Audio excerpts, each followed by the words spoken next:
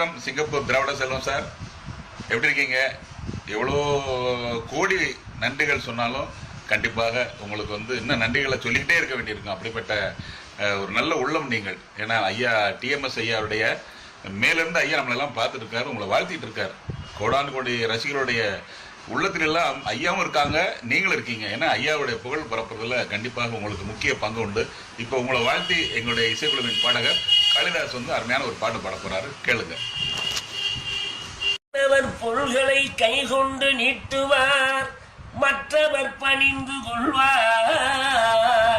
மாமன்னர் எங்கள் சிங்கப்பூர் திராவிட செல்வம் தன் கரம் நீட்டுவார். என்றென்றும் டிஎம்எஸ் ஐயா புகழ் பரப்பும் எங்கள் திராவிட ஐயா.